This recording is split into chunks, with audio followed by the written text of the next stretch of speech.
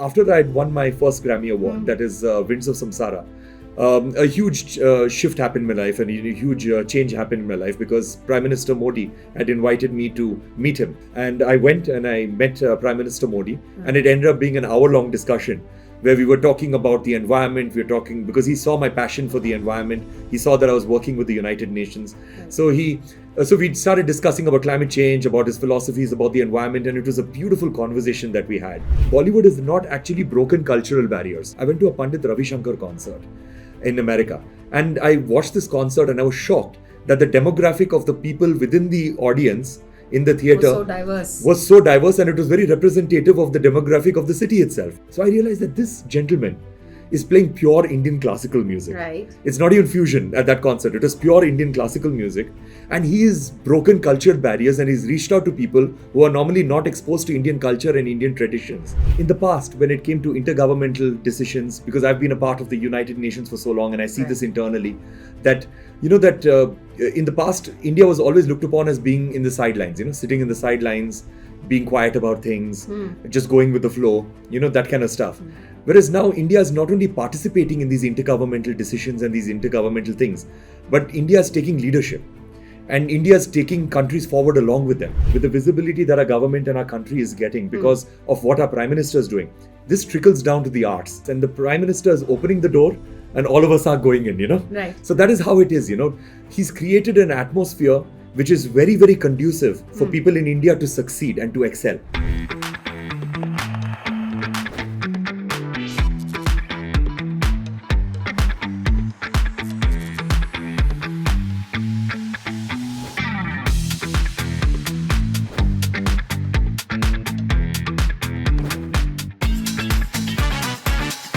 Welcome to an IJ podcast with Ananya. I'm your host, Dr. Ananya Avasthi, and today we travel to Bangalore and have the privilege of chatting with a remarkable artist and an activist who's made waves on the global stage. He is a 3-time Grammy Award-winning Indian music composer and environmentalist whose music has resonated at prestigious venues around the world, including the United Nations headquarters. So let us delve into the world of music, environmental activism, and global impact with the one and only Ricky Kej. Welcome to an IJ podcast, episode number 11. Today we are joined in Bangalore by the one and only Ricky Kej. Thank you so much for having me. So before we get started and talk to you about your music and about your journey, my first question when I was reading up your biography was that you trained as a dentist. Is that so? I've always wanted to be a musician from the time I was a very young boy. It was the only focus in my mind was that I have to grow up and become a professional musician. And but my father is a third-generation doctor. So as you know, it's in our 12th grade that we have to make a decision as to what we want to do for the rest of our lives. So I went to my father and I articulated it to him that that I wanted to be a professional musician. He was furious. And after a lot of drama at home, we reached a compromise that in order for me to become a musician, I would have to first finish off a degree in dental surgery. And once I get that degree, then my life is my own and my father would never question me again for the rest of my life. Oh, okay. So it was just a small speed breaker on my path to actually becoming a musician. So I went to college for 5 years, finished off my dentistry, got the degree, gave it to my father, and that was the end of it. And then I did not practice even for a single day, and I just became a musician. Got it. I mean, when you say that since very early on in childhood, you were very certain that you wanted to become a musician, that's unusual. It is. In an Indian setting. Where does that inspiration sort of come from? So I guess when I was a very young boy, we had a couple of musical instruments at home. Okay. My father was not a musician, nor could he play any musical instruments, but probably he must have felt that I could learn these musical instruments, and and that is what that's the reason why he had these musical instruments at home. So there was a guitar, there was a small tiny piano known as a honky-tonky piano, there was a keyboard, there was a bunch of things. And also my father had this huge music collection, not just the hits of that particular era like Michael Jackson and Madonna and the Bee Gees during those days, but he also had a lot of obscure music from different parts of the world. He had a lot of African traditional music, Vietnamese music, Southeast Asian music, and Celtic music, folk music from various parts of South America. So I would listen to this music all day long. I would learn about different cultures through music, learn about different instruments through listening to the music. Right. And also I would try to replicate that music on these particular musical instruments. So that's how my musical education happened. Okay. But of course, later on in life, I took a formal education in music. You did. But I started off as being a self-taught musician, and that's what. And at that time, I did not know music could actually be a profession. It is only later on, like, when I reached my 7th or 8th grade, when I realized that, wow, people are actually making money and a living out of doing this. Because till then, I always thought it was a hobby. Because I would go to my school library, and I would see that the music books would always be kept in the hobby section, Right. It wouldn't be kept in the professional section. And that's why I always thought that music is always a hobby, it cannot be a profession. Later on, I realized that it can be a profession. That is when I realized that this is what I want to do for the rest of my life. I want my bread and butter to be my music. I want my life to be about music. And I want my hobby also to be music. So you finished your graduation. Correct. And you were so certain that you want to be a musician and align your passion with profession. And then, of course, we've read and heard about your Grammy journey. Correct. So how was that path like? You graduated, and then how did music start for you, as a full-time hobby come profession out of Bangalore? How did international music come into the picture? So that's, of course, a very long story, but I'm going to try to condense it for you and try to give you the highlights. So my musical career had already started even before I got into dentistry. I was already doing commercials for television and radio. I was doing a whole lot of them. While in college? While in college. So it was a very crazy schedule that I had. I would go to college at 9 o'clock in the morning, and then till 5 o'clock, I would be in college.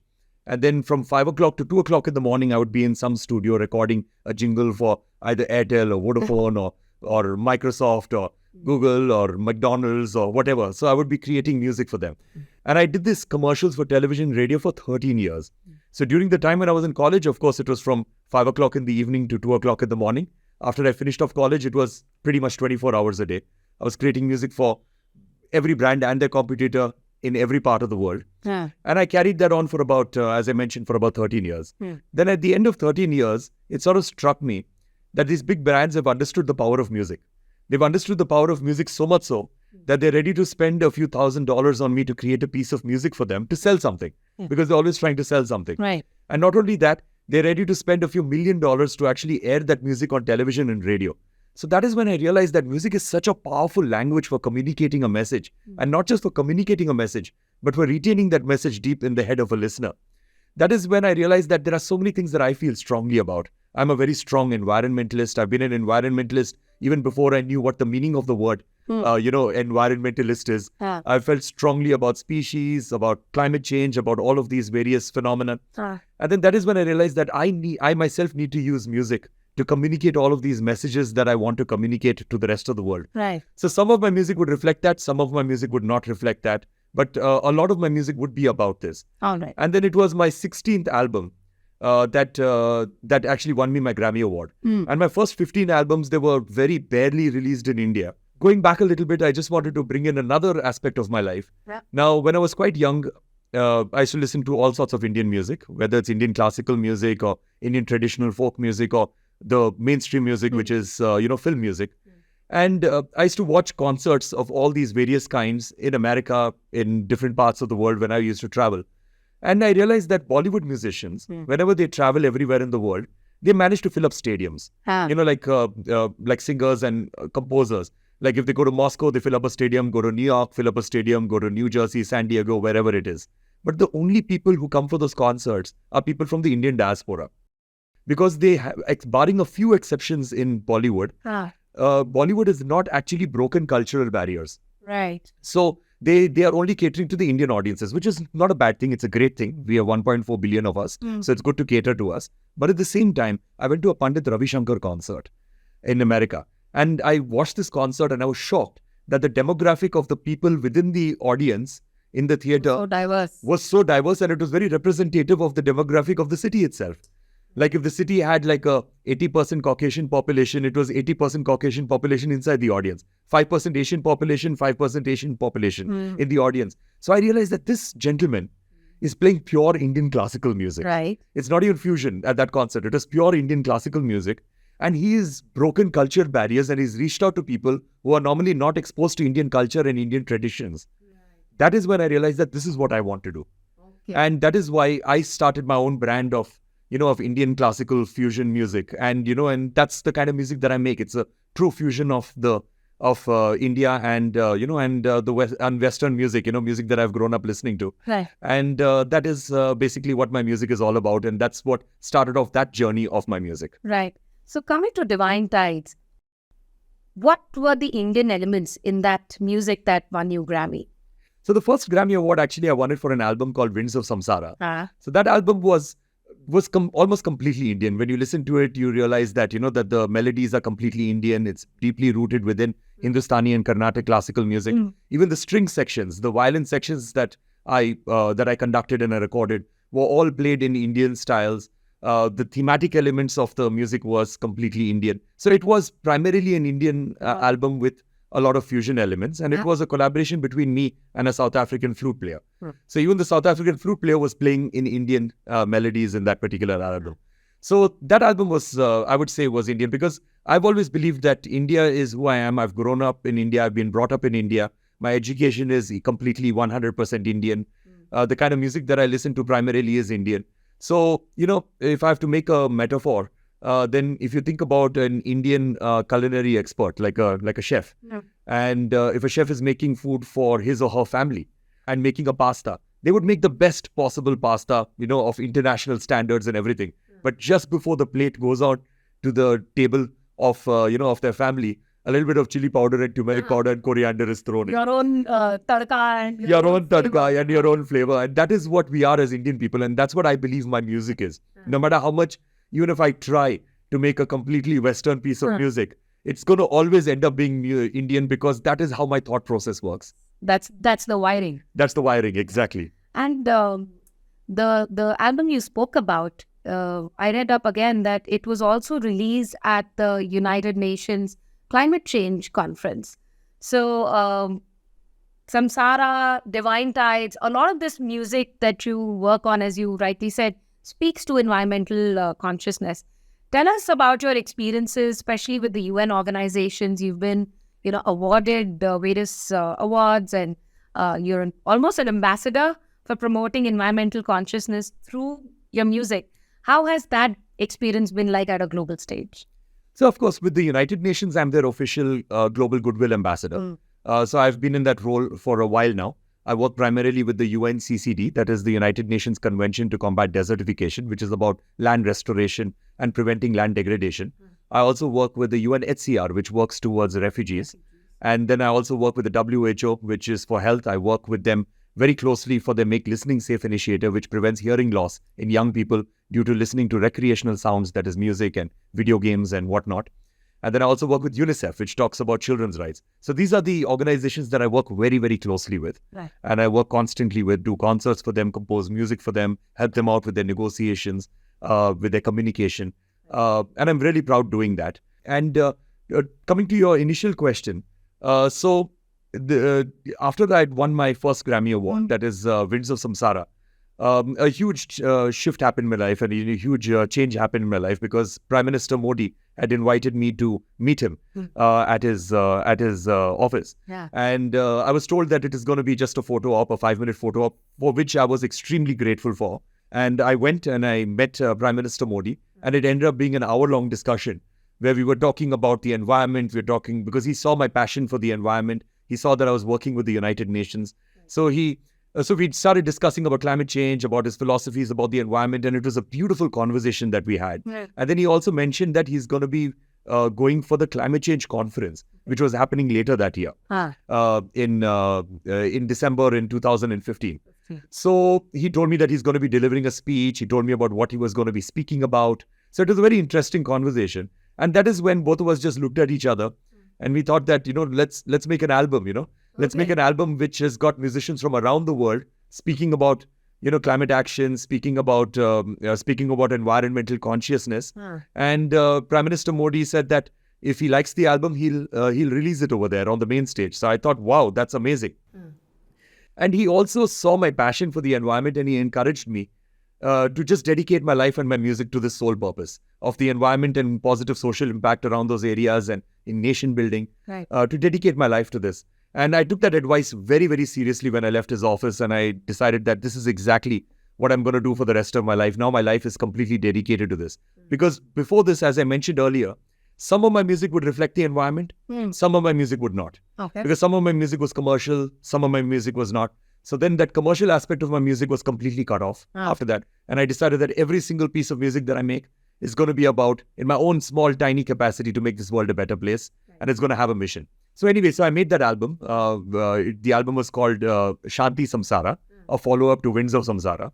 So I made the album Shanti Samsara, featuring 500 musicians from over 40 countries. This was following the conversation with Prime Minister Modi on bringing together musicians for an environmental cause. So I brought together a lot of musicians, 500 musicians from over 40 countries. And that's not a story that many would, sort of know. Or, I mean, Prime Minister Modi and Ricky Kej, you guys, as personalities, probably look poles apart, right? You're an international musician. He's, of course, Yeah, but he also, he's like he's a world leader now. He's no longer just a leader for India, Right. So he's a global leader. Now he belongs to the planet, Right. So that's what it is. But anyway, so I made the album, and Prime Minister Modi liked the album.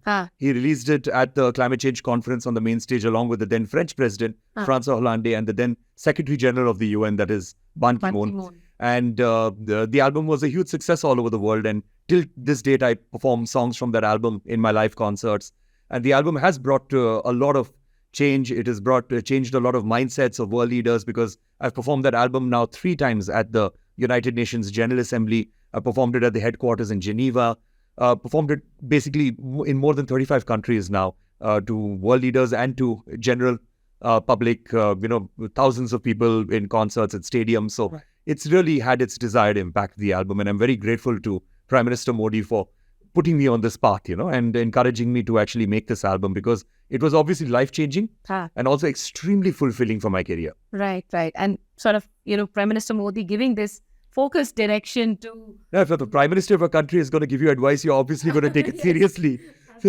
Absolutely. Of course, Prime Minister Modi, we recently had successfully completed India's G20 presidency. Of course, very successful. And Vasudhaiva Kutumbakam was, the motto or the clarion call that the Prime Minister gave.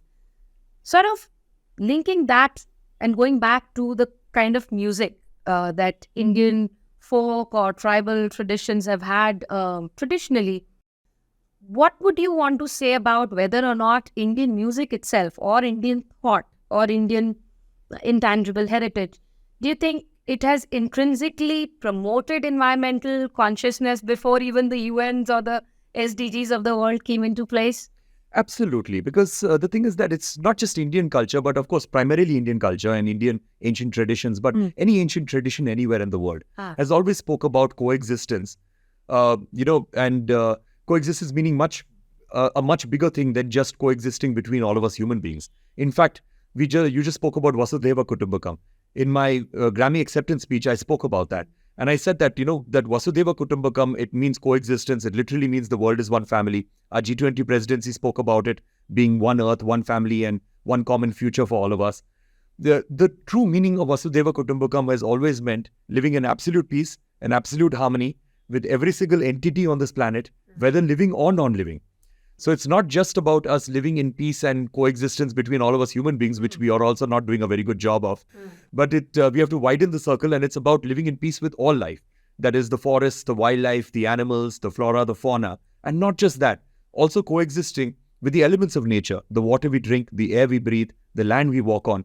And only true coexistence and understanding that every single species on this planet, no matter how seemingly insignificant, no matter how seemingly small, how seemingly dangerous, is a very important part of our ecosystem. And it's this delicate, very, very delicate balance of this ecosystem that keeps all of us alive and serves all of us equally. Unless we understand the true meaning of Vasudhaiva Kutumbakam, unless the whole world understands this, we will never be able to solve the climate crisis. Right. Because the climate crisis is basically a reflection of what is going on within our mindsets. And our mindsets need to improve.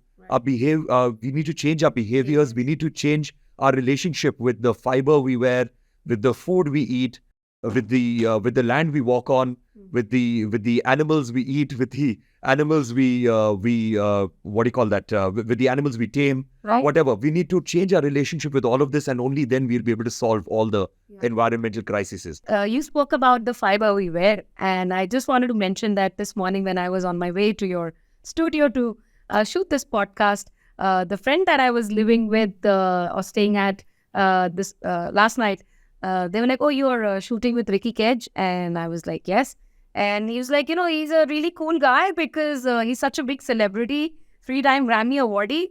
But he was so cool about repeating the clothes that he wore for Grammy. And he said that was such a big style statement. And when I think of Ricky Kej, I think about, being a more conscious consumer. So what are your quick thoughts on that? So I'm very glad that your friend knew about this. So I started this campaign known as Rewear for Earth. Okay. So it is a hashtag, essentially. It is hashtag Rewear for Earth. So what it talks about is basically our relationship with our fiber, the clothes that we wear. Because fast fashion is one of the most polluting industries, if not the most polluting industry on our planet.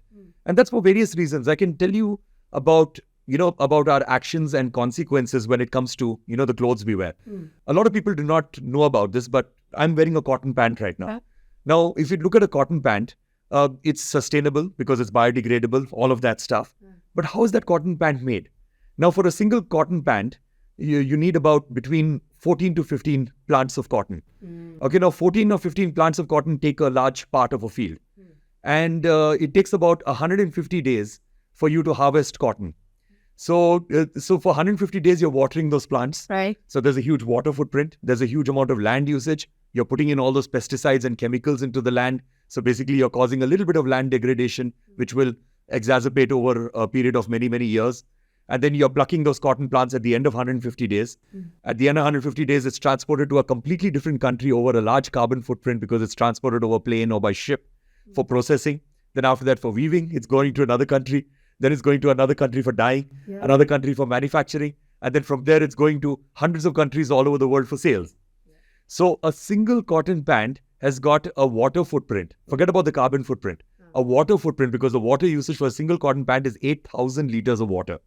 My God. Yes, and for a cotton t-shirt, it is 6,000 liters of water. And we do not think about this because for us, everything starts from the supermarket, Right. It does not start from before that. So basically, this whole paradigm of when you're brushing your teeth, shut off the faucet of water, which is very important. But you'll be saving a lot more water if you just buy fewer clothes. So learning about all of this, I decided that I'm only going to have 11 sets of clothes at any given point of time. So for example, this jacket that you're seeing me wear, this shirt that you're seeing me wear, if you go onto my Instagram, I can bet you will see this in at least 15 or 20 other photographs.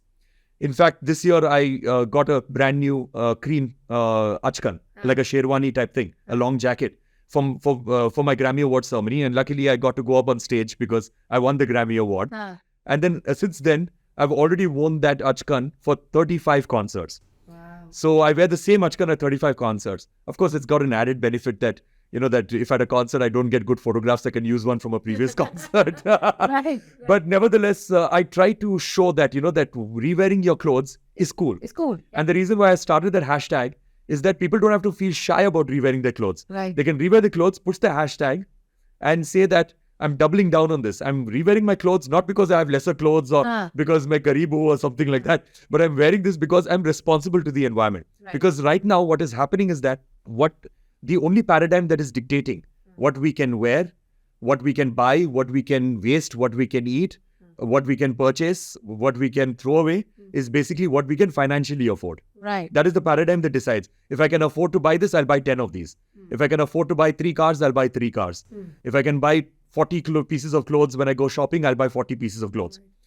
But that paradigm needs to change instead of what we can financially afford into what the planet can afford. Right. And once we get that in our mindset that maybe I should not buy so much of this because the planet cannot afford it, then basically we will become a more conscious society. And that comes back to what you said in terms of, enlarging the circle of your consciousness and understanding that we're all in it together. And Exactly. Very well put. That all of us are part of this. We are part of nature. Right. We are not outside of nature, Right. We are part of nature and we are part of that delicate balance. Right. So we have to do our part to maintain that balance so that that balance will serve us, So that is the idea. in this context, Prime Minister Modi has also launched a life campaign, Yes. which talks about sustainable lifestyles.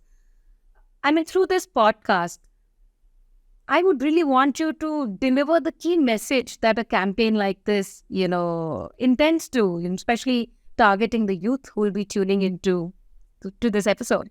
No, the Life campaign, I think, is a game changer. It is absolutely amazing. It's a global campaign. And it's the Prime Minister's vision that has made this campaign so successful and will give it wings, further on. So I've always believed that with all the problems that we face, especially when it comes to the environment, you have climate change, you have species extinction, deforestation, plastics pollution, air pollution, and whatnot.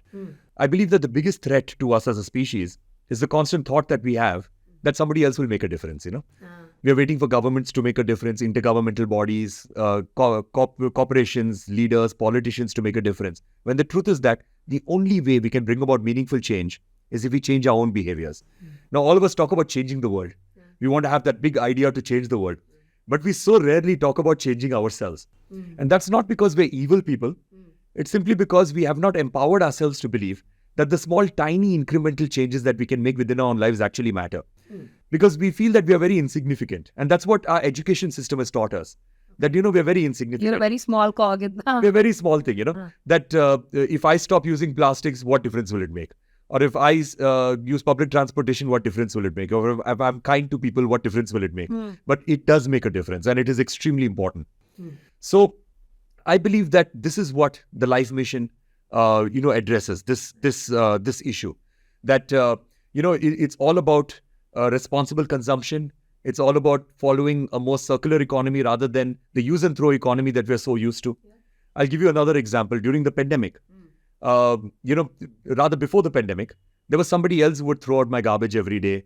And I was very desensitized to that. I did not know how much of garbage I'm creating every day. I did not know who is picking it up, who's taking it out, what time it goes out, nothing. But the pandemic hit and I did not have any staff. So basically, the only thing that I could do is basically put out the garbage myself. So I learned how to do it and I did it. And I realized that, wow, I'm putting out 2 buckets of garbage every single day. And it's all packaging and all of that nonsense. So then I thought that, all right, I'm an environmentalist. I'm a person who is constantly preaching about these things and I'm putting out 2 buckets of garbage. So I decided that the way I'm going to lead a more sustainable life is if somehow I can bring that 2 buckets of garbage into half a bucket. Okay? And then I started making all of these decisions. I stopped buying stuff which had a lot of packaging. I would reuse everything that I would have. I would work on every single thing so that it does not go into the garbage can. Because if it goes into the garbage can, it will go into a landfill. And that will find its way into the ocean. It will start killing marine life. It will choke the planet, all of that stuff. So then I decided that this is what I'm going to do. So I started making all of these decisions, buying things which have got less packaging. If it's got packaging, I would figure out ways to reuse it, ways to upscale it, ways to use it in a different way. Stop throwing things, or start gifting things to people rather than throwing it, keeping things aside. So I started making all of these decisions. And within 2 months, I managed to get that garbage down to half a bucket. And I'm really proud right now that I only put out half a bucket or lesser of garbage every single day. So that is what the Life campaign is all about, the Life Mission. It's all about buying things, not indiscriminately, but buying things with a lot of mindfulness, buying things with a lot of thought, and reusing everything, refusing anything that you cannot reuse. Right. Because if you look at plastics itself, plastics was invented as a miracle material in the early 1900s because it was non-biodegradable. Okay? It could not be washed away. So, but somehow we human beings have made a non-biodegradable material into a disposable material. Right. That does not make any sense at all. Like, how can a non-biodegradable material which lasts forever be a disposable material? Because if you think about it, you take a bag of potato chips. It takes you like 2 minutes to eat the potato chips, but that plastic bag will be on the planet forever. Right. And yet it's being used, so I don't know, casually as a disposable. Or even a bottle of water. You drink the water, it takes you 30 seconds to drink the water or a soda, and you just throw it. So that water was consumed in 30 seconds, but that bottle is going to be here for over 100 years. Right. And it's going to be somewhere on this planet. So every single thing that we've thrown since the time we were children, every single toothbrush that we've thrown away, every single straw, every single plastic plate, plastic spoon, every single thing that we've thrown away still is there somewhere on the planet. It's around. It's around somewhere. Maybe cut down into smaller pieces, but it's somewhere. Right.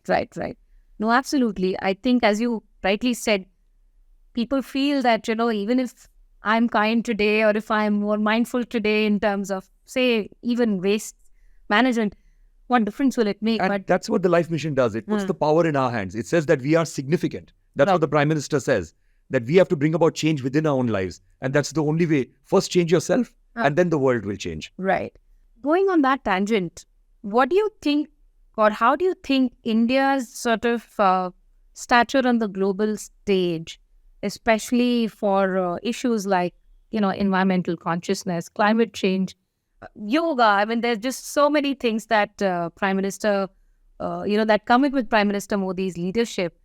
How do you see that? Because you're an international musician, you're an environmentalist, and I'm sure that you're like every second person that you'll be interacting with would be, sort of sitting in some part of the world. So how do you, from their lens, how do you see a change in perception, or whether you see a change in the way they perceive India, given his Prime Minister's leadership? No, it's obviously, that everybody can see it. It's been, that for the last few years, it's been an exponentially high positive perception. It's skyrocketed our Indian, perception of India from an international lens. It's become huge actually, because in the past, when it came to intergovernmental decisions, because I've been a part of the United Nations for so long, and I see this internally, that in the past, India was always looked upon as being in the sidelines, sitting in the sidelines, being quiet about things, just going with the flow, that kind of stuff. Whereas now India is not only participating in these intergovernmental decisions and these intergovernmental things, but India is taking leadership, and India is taking countries forward along with them. I was just recently in New York for the United Nations General Assembly Week, and I was at this particular event where countries from the Global South, leaders, presidents, prime ministers, foreign ministers from the Global South, they were going one by one on stage, and they were talking about how grateful they are to India, that India is reaching a stage of such great heights. So that is obvious, that India is reaching that stage of heights. But India is taking along all these countries with them. Like, for example, the African Union getting a permanent seat at the G20. These are masterminded by our Prime Minister, and masterminded by our government. So now with this visibility that our Prime Minister is getting, with the visibility that our government and our country is getting because of what our Prime Minister is doing, this trickles down to the arts. This trickles down to the arts, and the Prime Minister is opening the door and all of us are going in, Right. So that is how it is, He's created an atmosphere which is very, very conducive for people in India to succeed and to excel. Right. And that is the reason why we are seeing, when it comes to sports, when it comes to arts, when it comes to film, we are excelling in everything right now, because suddenly we are feeling this extreme feeling of self-pride, of recognition, of understanding that India is looked upon as being pretty much a superpower right now. Our Prime Minister is so visible. Our Prime Minister is creating such a beautiful impression of our country everywhere in the world. So that is what I believe, that, to answer your question, perceptions have increased positively in a huge exponential way. And the atmosphere is really good for us to excel right now. Right. Picking on that, and you spoke about the impact on art for such a, having such a conducive environment. And then, of course, we in the beginning spoke about a very Bollywood dominated music industry.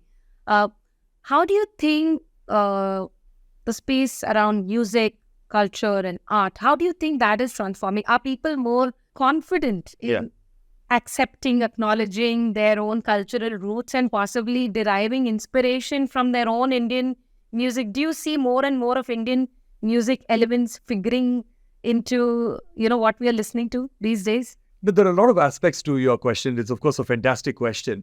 What I'll start off is something that I usually do in quite a few of my interviews.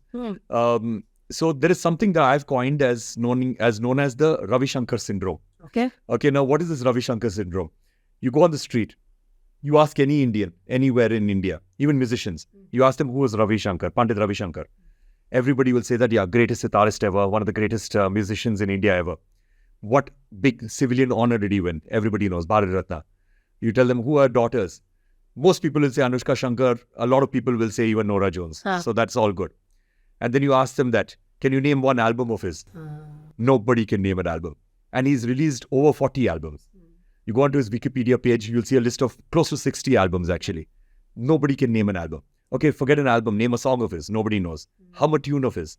Nobody knows. And the thing is that because they know him as a personality, but they don't know his music. At the same time, I can challenge you this, that more people in a place like San Francisco will know about his music than in India. Right. Because we ourselves are not respecting our music and we're not respecting our traditions.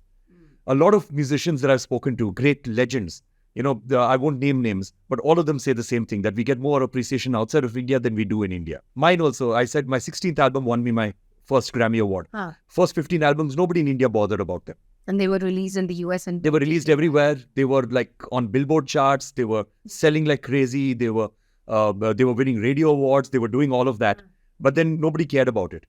So that is what people in India, to be honest, started caring about my music only when Prime Minister Modi tweeted about my music.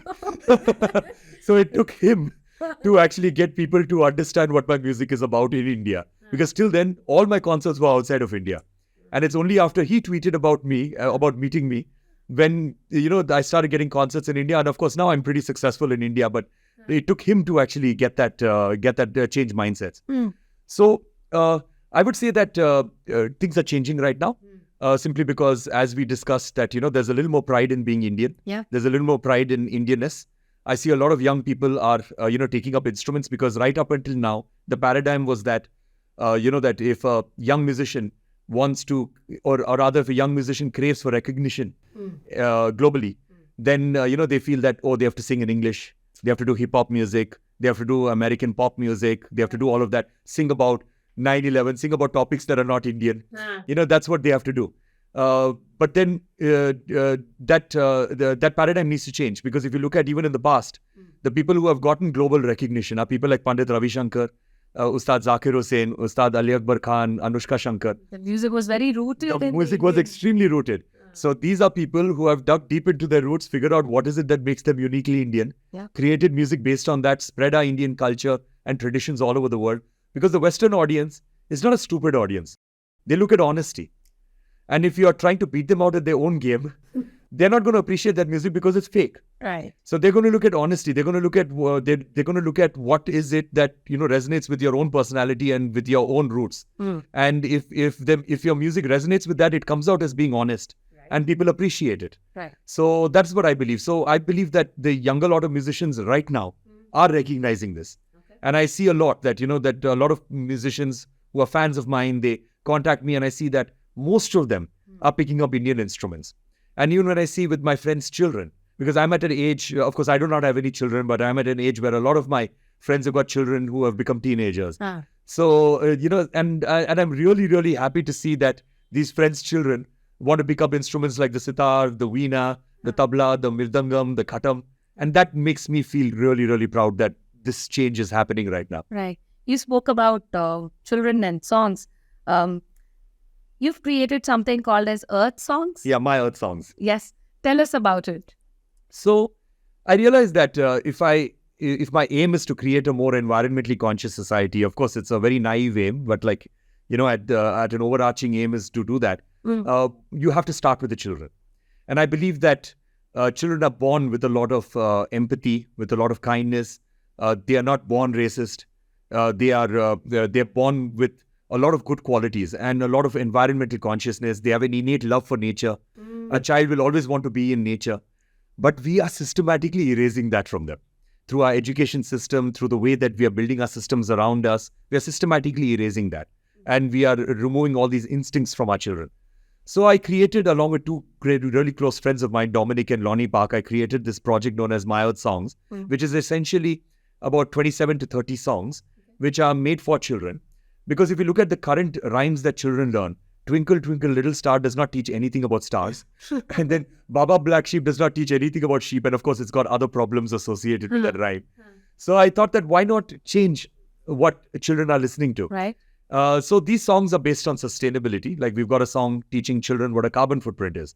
So the song goes like, I'm going to leave a mark on this earth, but that mark is not going to be a carbon footprint.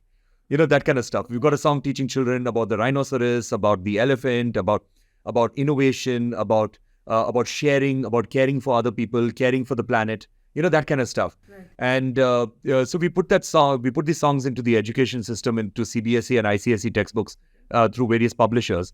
And we've already reached out to more than 20 million textbooks right now, where the songs appear in the textbook and there's a QR code. So you can scan the QR code and the song appears for free. And we've put all of these songs into public domain. So there is no copyright on them. We've removed all copyright restrictions. Anybody can use these songs for whatever purposes they want without any requirement for even permission, let alone royalty or anything like that. So we've received a lot of emails from schools in Nigeria, schools in France, schools in Germany, schools in Russia, that they've already incorporated these songs and they've even done translations of them, and they're very grateful for them. We've received tons and tons of messages and emails from parents, from teachers, as to how, the children are shaping them into action. Because children adopt these ideas much faster than adults. Right. Because children don't have these restrictions in their head. Preconceived notions. Exactly. They don't have preconceived notions in their head, So they are able to adopt these things because children just look at it. This is good for the planet. This is good for us. Why aren't we doing it? Right. That is the only thought. Whereas adults, we are so jaded. We start thinking about, convenience and economics and all of that. So children are like, what are you talking about, We should stop using single-use plastics. It's bad for us. Why are you using this, So that's why children are shaming parents into action. And so that's why this particular project has been quite successful. And I continue to work on it, continue to refresh the songs, continue to put in more songs into the education system, and also talking to various state governments to put it into regional languages. So that's what we're working on. Right. Are you also collaborating with other artists from within India, from different states or geographies? A lot of them, actually. In fact, I did this documentary released it, I think, about 2 years ago. I did this documentary on the bowls of Bengal. So this was a tradition which really captivated me, simply because these were people. It's a 1,000-year-old tradition, first of all. It's a musical tradition. And it's all the songs have been passed on orally for the last 1,000 years. There's no documentation of it. But what was amazing for me is that these were people who suffered from being from a lower caste. So they were persecuted constantly. Whether they were Hindu or Muslim, they were always persecuted by, their so-called upper caste people. And so they decided, okay, we're going to move out of the caste confines. Okay. And how are we going to do that? We're going to have a direct route to God. And our direct route to God is going to be through our singing. And we're going to be nomads. We're not going to have a home. We're not going to have any cash. We're going to sing for a cup of tea. We're going to sing for our food. We're going to sing for a place to stay at night. We're going to roam around from village to village singing songs. So this was amazing. And this tradition carries on. Of course, there are a lot of people who carry on with the baul tradition as being a genre of music. And they're leading regular lives. Right. But so what we wanted to do through this documentary, and what I wanted to do personally, was to meet these sannyas bauls and these fakir bauls who are still leading the life of being a baul. Right. And it was very difficult to find them because obviously they don't have cell phones.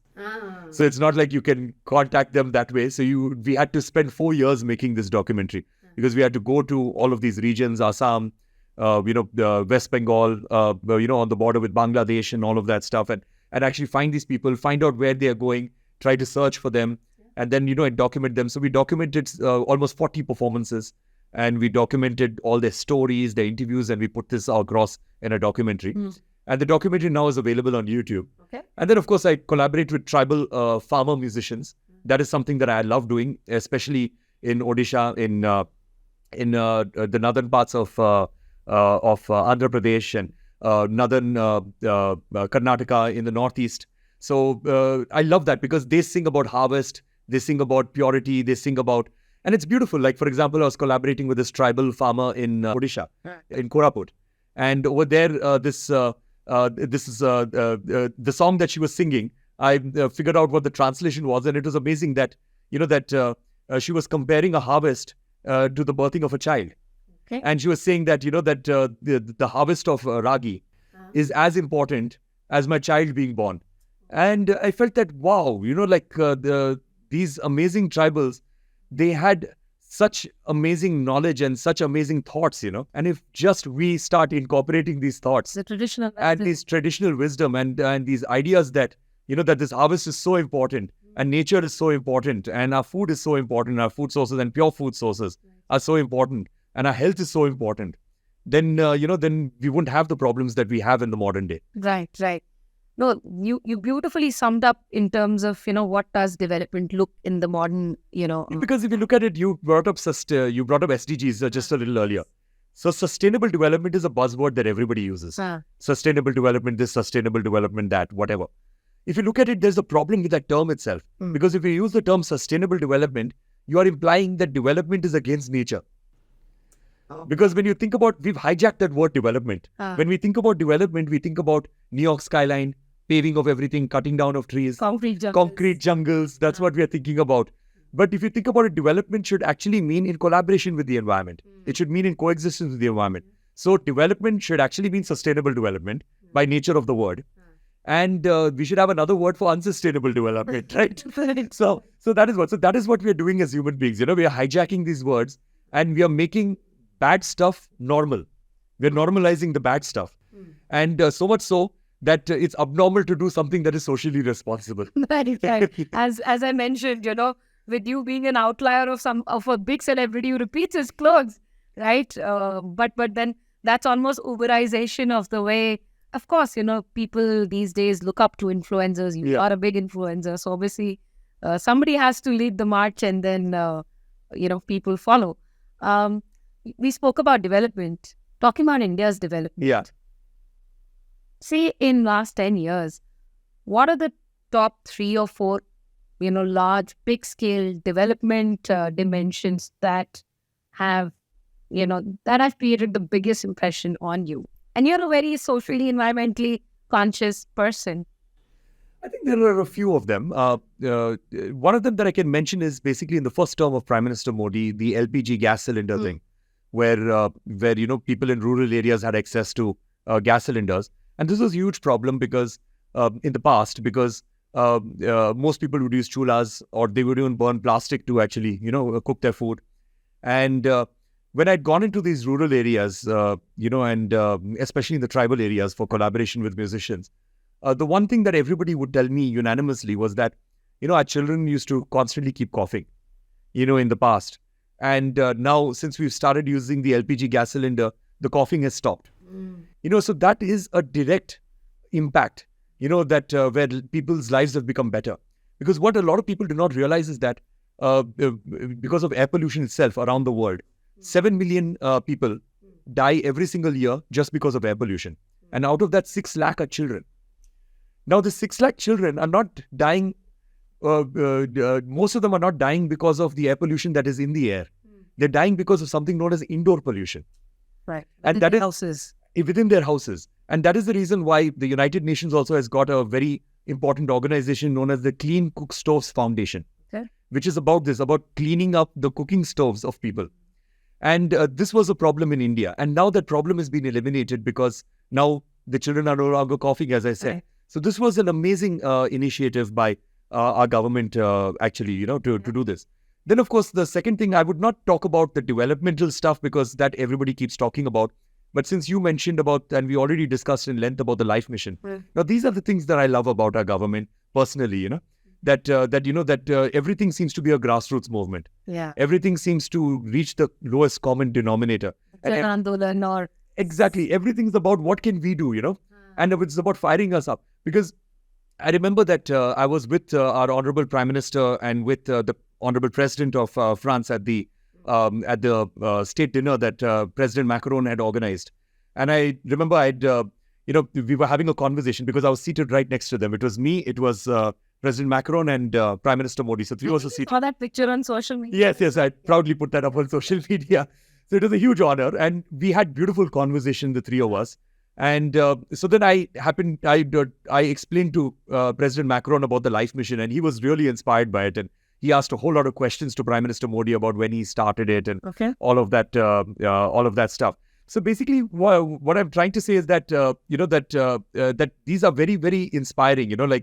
These kind of movements which start right from the grassroots, and everybody is equally fortunate when it comes to these particular movements. And also, what I told President Macron was that unlike all other countries where a president or a prime minister or the leader needs to rely on celebrities for posting stuff and for disseminating messages. In India, it's the exact opposite. In India, celebrities look towards Prime Minister Modi for tweeting about their stuff because he's far more popular than the celebrities themselves. He's the biggest celebrity. And when he puts out a call for action, people sit up and take notice rather than a major Bollywood celebrity When a major Bollywood celebrity puts out a tweet about a call for action, everybody is like, sir, you're looking so amazing, or madam, you're looking so beautiful, or madam, I like that movie. Those are the comments. Whereas if Prime Minister Modi puts out something which is a call for action, everybody's like, yes, we're going to do this. Right. This is such a good scheme. It inspires us to take action, Yeah. So that is the difference between this current Prime Minister and anybody else in the past, Right. that he is very good at rallying support for all the good stuff that he's doing. Right. No, absolutely. How would you, you've of course spoken about development, you've spoken about your own personal experiences. And then, of course, you have such a great deal of international exposure, right? Where you're closely also looking at how different nations are taking to achieving The development goals or sustainable development. SDGs, yeah. Right. Where do you see India going as far as, there's of course traditionally a thought around being a Vishwa Guru Yeah. towards really promoting sustainable ways of living. How do you think India's future looks like in terms of, we spoke about how Prime Minister Modi is already sort of, mobilizing communities within the country. But how do you think the international scenario looks like for India's leadership for promoting movements like LIFE, which are very much in alignment with the SDGs? No, of course, we see it with LIFE, that LIFE has become a global movement now. Then, of course, if you look at it, this year was declared as the International Year of Millets by the United Nations. And it was through a proposal by the Indian government and Prime Minister Modi. And if you look at millets itself, millets is a superfood. It's a super crop. It's climate resilient. You can grow it anywhere. And it does not require much water. And it is within our traditions. It's within our culture to eat millets. So it's about going back to our roots, and understanding that millet is something that is good for the planet and good for the body. So we do not have to look elsewhere. Right. It's got all the nutritional requirements that we require as human beings. So I guess, promoting that. Now, the thing is that when it comes to Indian cuisine, like I mentioned about the fashion industry being one of the most polluting industries, another extremely polluting industry is the meat industry. Now, if you look at it in India, we are primarily a vegetarian country, or like a lot of people are vegetarian in India. But even the people who eat meat, they do not eat like a huge steak and a little bit of vegetables on the side. I remember the first time I saw a KFC, I was shocked because normally it is like a little piece of chicken or a little piece of meat and a lot of carbohydrates like rice and all of that stuff. That's what Indian people eat. But then in America, if you look at KFC, or now in India too, it's a bucket of chicken and like a small loaf of bread or something like that, or a little bit on the side. One lettuce. Which is not conducive towards health, that it's not at all healthy. So why is it that Western food is considered to be the norm and Indian food is considered to be an exotic diet or, a niche diet, or it's considered to be a cuisine? Right. Like it's Indian cuisine. Whereas Indian cuisine, if you look at it, it should actually be the norm because that's the healthiest form of eating. Right. It's home cooked food. It is, it's extremely nutritious. It's a balanced diet. It's got millet. So basically that. So that is where India will step up as being a Vishwa Guru. That these are my own naive thoughts because these are my personal opinions right now that I'm stating. And also lived experiences, right? We should, our Indian cuisine, our Indian music, our Indian philosophy should no longer be an exotic philosophy. It should not be something that is ancient philosophy that's coming from the East or whatever. Right. It needs to become the norm, and it needs to become mainstream. It needs to and everything else should be like things that you do on the side. I hope I'm making sense over here. But that is where India needs to solidify its position as being a Vishwa Guru, which it is already doing right now. And which is what it can give back to the world. Exactly. In terms of alternate medicine, alternate medicine has always been considered to be, mumbo jumbo and, that it's called alternate medicine and all of that stuff. So there needs to be mainstreaming of even the things that work when it comes to alternate medicine, when it comes to environmental philosophy. Like, for example, there was this UN conference that I was at where I was part of a panel, and they were talking about, the tiger, like the Save the Tiger campaign. And of course, India has been extremely successful at that. That would be one more success story, that, the tiger populations have become so beautiful right now in India. But anyway, so they were talking about tigers being a measure, a yardstick of the measure of a health of a forest. Okay, because when we talk about saving the tiger, it's not just about saving that particular species. The tiger is an apex predator. So if the tiger populations are high, it means that everything is working in the ecosystem, because the tiger has got enough deer to eat. Right. And then the deer has got enough foliage to eat. The foliage has got enough groundwater. Groundwater is enough for everybody. The entire ecosystem is working. Exactly. There's not too much of human intervention or hunting or poaching happening. So somehow everything is working with the tiger populations go up, which is happening in our forest, which I'm really proud of. So somebody was talking about that at one of these conferences. And I said that the Mahabharata 5,000 years ago said that the tiger cannot exist without the forest, and the forest cannot exist without the tiger. And this is knowledge from India 5,000 years ago. Right. So that is what. So this is what we can showcase to the world. That this is not just some ancient knowledge that that we have to showcase as a sprinkling in what do you call that, in speeches and all of that stuff. This is actual solid fact, Right. and it's solid knowledge that that we can follow and we can be successful as a species. Right. To wrap that up, we spoke about climate change. And maybe we were also coming at how intuitive for Indians it is to be more kind to the nature and to understand the coexistence, at least to those Indians who understand Correct. traditional Indian thought. And then, of course, in the West, there's an increasing skepticism about climate change. True. Of course, you sing to American audiences and Yeah. you must be having a lot of American colleagues and co-artists. And of course, there's a parallel stream of thought which talks about, climate change is a hoax. And you are a musician who's promoting the right message. So what is the message that you would like to share with the audiences, some of which might be skeptical about climate change? So the skepticism of climate change is only in one country. That is in the United States of America. It's not anywhere else. Everywhere else, everywhere in the world, without exception, every country in the world, climate change is looked upon as a scientific fact. But it's only in America where it's looked upon as something that you either believe in or you don't believe in. It's almost like it's a religion or something like that, which makes no sense. And it is very, very political. Everywhere else in the world, whether you are a Democrat whether you're a liberal or whether you're a conservative, whether you're right or you're left, everybody knows that climate change is a scientific fact. It's the same in India. It's the same anywhere else in the world. Okay. In America, if you say that, climate change is real, then you're considered to be a Democrat.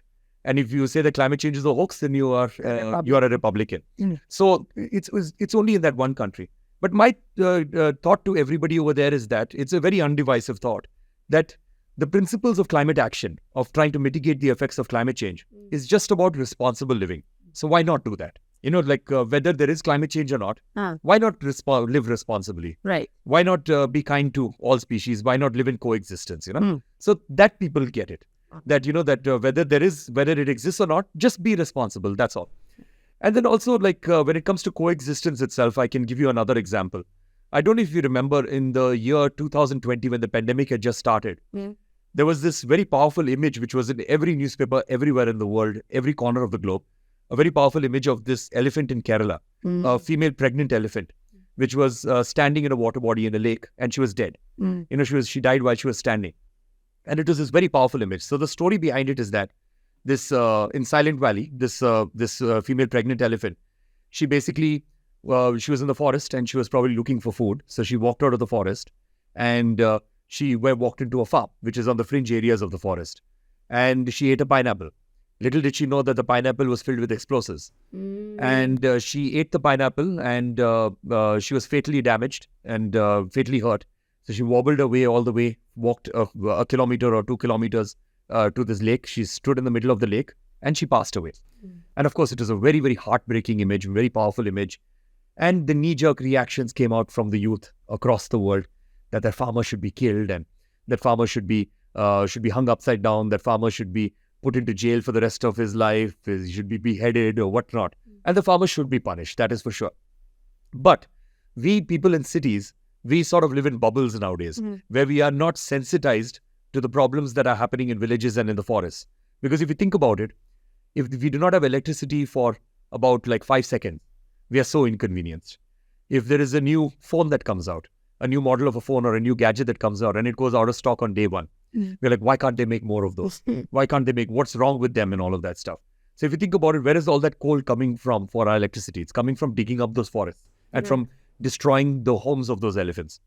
Where is all that silica, manganese, iron ore, lithium, barium for making those phones coming from?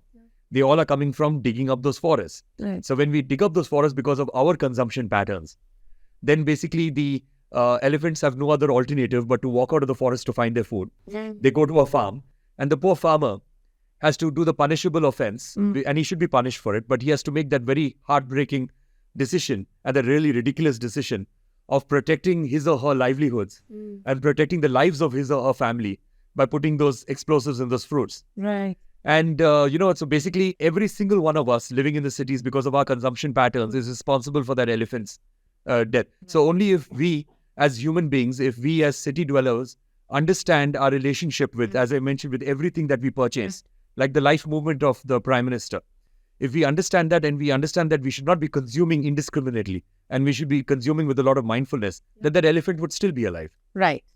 No, it's definitely a larger story. Correct. Which is causing such effects, and then of course each person has a role to. Exactly. And every action of ours has got consequence. Sometimes we don't see the consequence, or sometimes the consequence does not happen to us directly. Right. But the consequence happens to another living being. Right. And we need to be aware of that, and we need to understand that that we need to work towards this delicate balance of nature, and everything and everybody and every life is important. Right. And then live mindfully and responsibly. Exactly. Coming back to the life campaign. So my final question: what's next? What are the next projects that you are looking at, and what are the newer themes that you're interested and passionate about? Using music as a medium to spread and spread awareness about. Yeah, of course, two major projects that that I can talk to you about. One is an album that I just released. It's another album that I did with my partner on Divine Tide, Stuart Copeland. Yeah. Stuart Copeland used to be in this band called The Police. He was the founder of that band, the drummer of that band. And Police, of course, sold 75 million copies of their albums, one of the most successful bands in the history of music, all of that stuff. So what we did is that Stuart and I took 10 of the most famous songs of The Police. Okay? We arranged it for Symphony Orchestra, and I recorded it with Symphony Orchestra. And what we did is that we took singers from the Global South. And what we did is that we got those songs translated into the languages of those singers from the Global South, and they sang these songs in their own traditional style. Okay. This comes back in their language and in their traditional style, and these famous songs of the Police. And for example, the Soweto Gospel Choir from South Africa sang Every Breath You Take in Zulu. Then we had Shankar Mahadevan sang Murder by Numbers in Hindi. Then we had Salim Suleiman singing Message in a Bottle in Hindi. Then we had Sijuan, who's the biggest star in China, singing a song in Mandarin. We had Serge Tankian singing a song in Armenian. So basically, we had all of these different people from the Global South singing these songs, which brings me back to my point earlier that we need to mainstream the traditional and cultural forms from the Global South. And that's what Prime Minister Modi is doing in terms of being a leader of the Global South. So that is that album, and I'm really proud of that album. The album's doing really well right now. It released about 2 weeks ago. Second project is that I'm creating a song on Mission Life. Oh, okay. I didn't know that. I want to tell the audience. I don't think anybody knows about this. I think your audience that there's no conflict of interest here because I did not know this. So that is what. So basically, and it's the first time I'm actually speaking about this to anybody. So that is something that I'm quite excited about. So that's all that I'll speak about, and it's going to release in December. All right. So it's going to be a very international song, and it's going to be about taking this, doing what the movement is doing, taking it global and taking it to people all over the world. So that's what I'm going to do through the song and the collaborations that I'm working on the song with. I still have one more question to go. This Independence Day, of course, I think everybody woke up to your music arrangement ensemble with the Royal Philharmonic, yeah. Yes, and given our colonial past, I think it took me a while to realize what you had done. How was that experience like, especially being an Indian and arranging these, I guess, 100-piece orchestra? Yes. So the thing is that I've done multiple versions of the Indian National Anthem in the past. One of them I did in 2015 for the same album that Prime Minister Modi ji had released at the COP21 and the Paris Climate Change Conference. It is a version which was dedicated to the flora and fauna of India, that is the forests and wildlife. something that I was very proud of and something that I perform at every concert of mine, at the end of every concert. Then last year, I created another version of our national anthem with refugees living in India. So we've got a whole lot of refugees living in India, and India has been very welcoming to these refugees from Afghanistan, from Myanmar, from Cameroon, from Sri Lanka. So I selected 12 fantastic singer refugees. Singer refugees. Okay. And then we decided, what do we do to celebrate 75 years of independence? And then they suggested to me that, why don't we do the Indian national anthem? And I was like, wow, do you know the Indian national anthem? And I was shocked that they knew the Indian national anthem off the back of their hand, and they knew it with impeccable pronunciation.